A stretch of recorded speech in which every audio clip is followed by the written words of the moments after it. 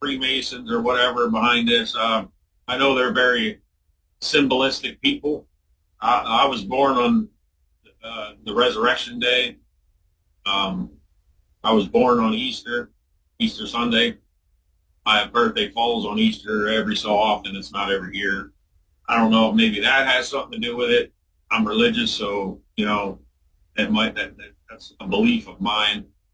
But other than that, I couldn't imagine why. I'm a very empathetic guy. I can feel others' pain. Um, I consider myself a good person, and a lot of other people do as well that know me. So it's not like I've ever done anybody any wrong that make them want to do this. All right. So you don't, let's see. Well, because most people have kind of an idea of what they think happened. I'm trying to think, so, you never made nobody mad or nothing that you thought might, you know? Just like I said, I had a falling out with those two guys, the one that lived with me and the guy across the street from the place that I started seeing those things that I told you about. Just Yeah. those two guys, and those are the voices that I hear are those two guys. Um, so I don't know if they have something to do with it. I mean, they're not anybody of any. I mean, neither one of them work. They do drugs. Right. It's not like they're high standing in the community where they could call somebody and say, "Hey, put this person on a list," or let's torture this person or whatever. So you have been able to hold jobs at certain points? At certain points, I have, yeah. But it seems like that, when I It go, lasts only a couple weeks, huh? well, I hold them 6 months, 9 months. I try to hold on as long as I can, man. But this last job I was at, I was working for a tree trimming guy, dragging trees to a chipper, branches, and it's rough work doing it when it's 90, 95 Oh degrees out. yeah. No sleep and being attacked by directed energy weapons have made it very hard. But God always provides for me. I started going to school, and I'm going to an online school, and I get money back from that. Like we were talking about before, the interview here, I get should be getting about $1,800 here in the next couple of days. So he always provides one way or another. I always make Amen. Amen. Yeah. Yeah, I wish you luck on that, going to school stuff. And, that should show other targets, hey, if you can do it, they can do it. yeah. Uh, Well, it's a way if people are out of work and they can't hold a job because they're working a hard job. Maybe they want to try to go to school for something that doesn't require as much physical labor that you can actually deal with your targeting while you're at your job.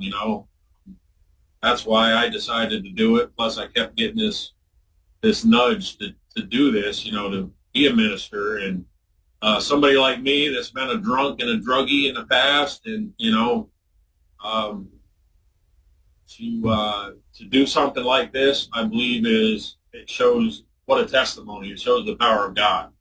right. Don't mean to offend anybody that doesn't believe, but that's my beliefs. And how do you cope when you get your attacks? Is there any strategies you use to help?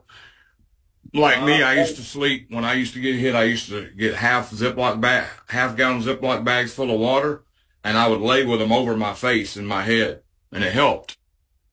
Well, I just got that miracle thing I was telling you about that you put in the freezer and you can Oh stick yeah, it. that helps. Now that'll help with like all the way around the sides, but the top of your head's still exposed, and they'll Yeah, hit that area. They'll hit that area of my head.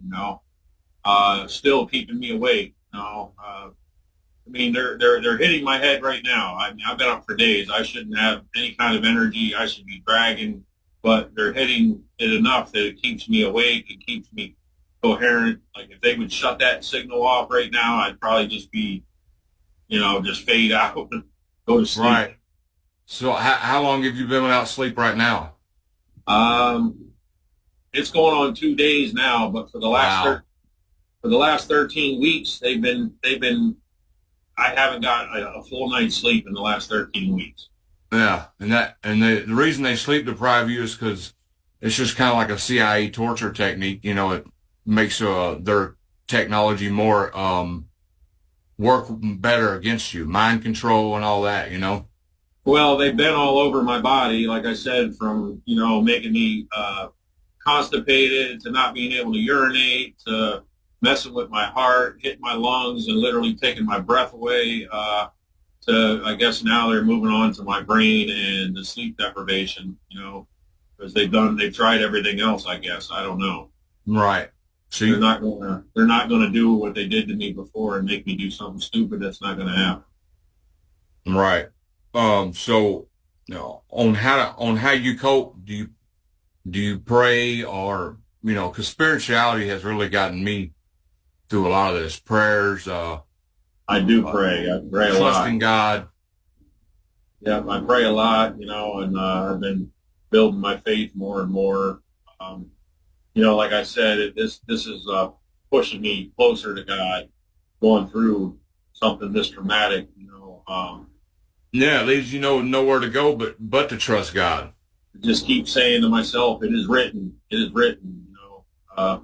What's going to happen? So I'm